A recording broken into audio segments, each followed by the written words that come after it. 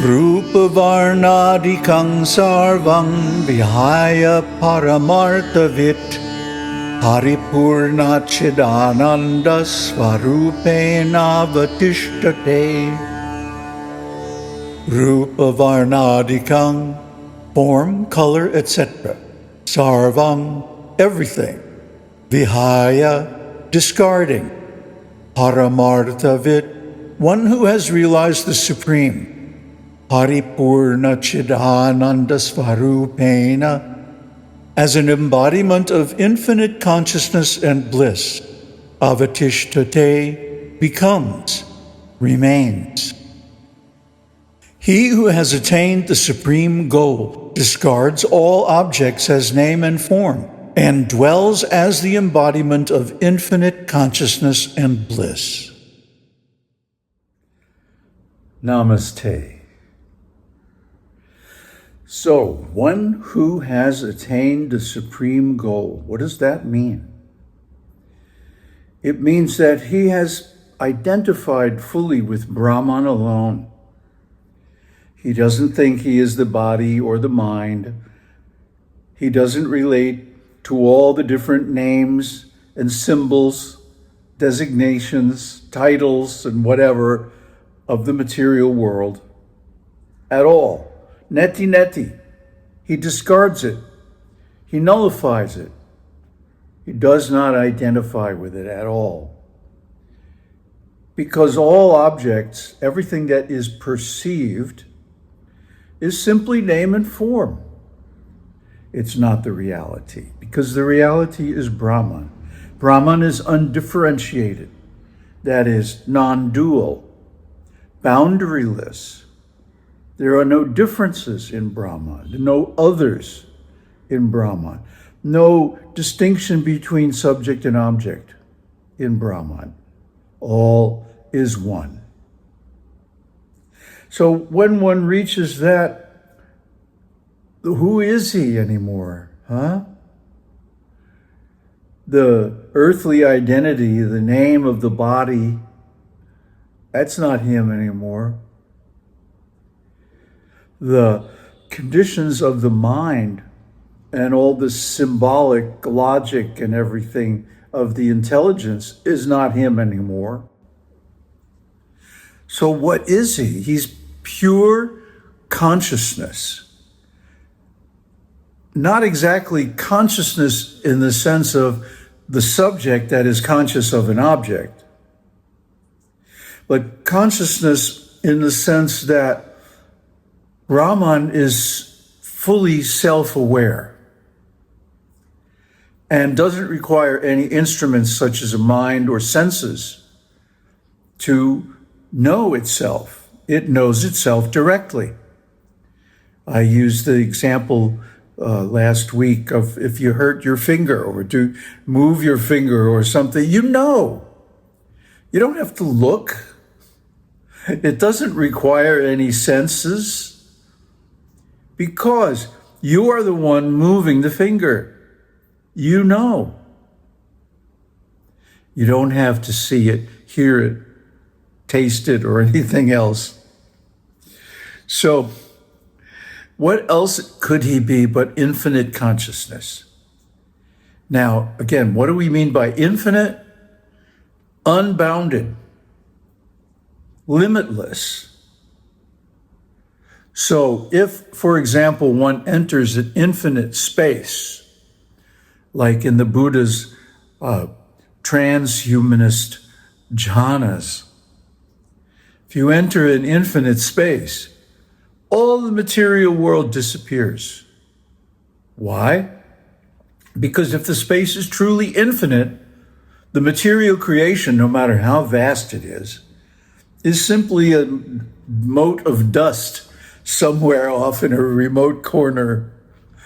It doesn't present itself as a big deal. It can't. Because infinite space is without any limits, without any boundaries. And anything that is finite, like the material creation, is going to be lost in it. Infinite and infinitesimal. So the material creation is infinitesimal when viewed from the point of view of the infinite. And similarly, that consciousness is full of bliss. Why? Because there's nothing that can hurt it. Now I have mosquitoes bothering me. But that's just the body. The consciousness is not affected by that.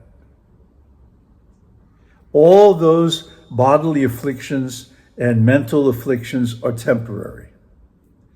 They come and go within a span of time. So how can they affect the infinite consciousness, which is full of bliss, overflowing bliss? Look, try this. Sit down, free from any distractions, free from desires, and just meditate on your breath. Anapanasati, mindfulness of breathing, for a few minutes. And if you have good concentration, you will enter the jhanas. You'll feel rapture. You'll feel bliss overflowing. And then where are all the bodily and mental afflictions? And that's an easy practice. That's a simple practice. Anyone can do it in a few minutes. That is, if they have their mind under control.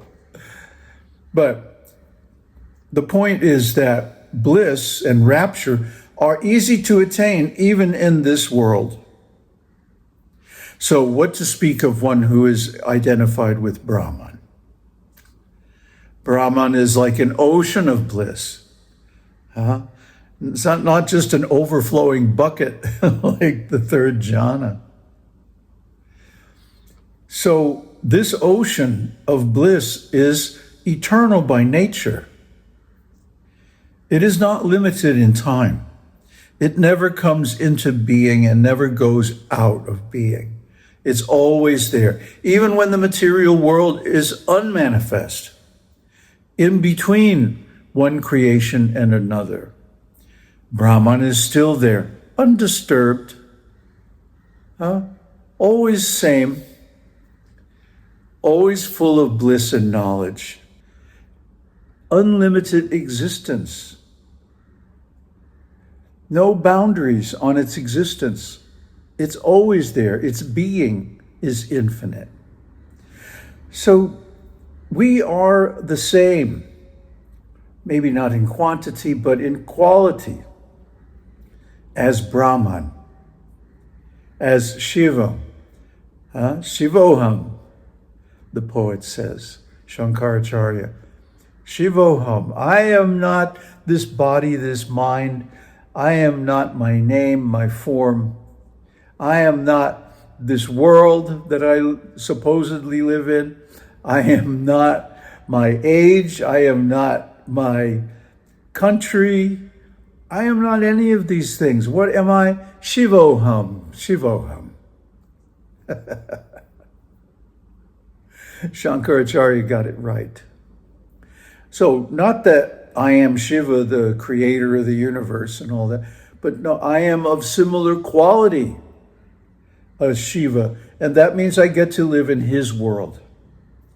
I don't live in this mundane, contaminated, disgusting material world anymore. I live in Shiva loka as one of the associates and servants and friends of Shiva. So to do that, I have to be of the same quality. That's why I always say, moksha actually comes first before mukti. Because why would Shiva want to have people living in his world who are not on the same level? You know, that would be distasteful, unpalatable to Shiva. So because he is the supreme God, he doesn't have to put up with any of that. He only allows people in his world who are pure, self-realized, loving, servant by nature, helpful, knowledgeable, and strong in their realization. Not that they fall down at any little disturbance. No, they are stalwarts. They are fixed like him. He cannot fall down, and neither can the fully liberated soul. So to be with him in his world requires full realization, and that's moksha. That gives moksha automatically. So one may hang around in Shiva Loka for a little while, maybe until the end of the manifested cosmic creation, but then emerges back into Brahman, along with Brahma and the other great demigods and all the liberated devotees. And that is the ultimate destination.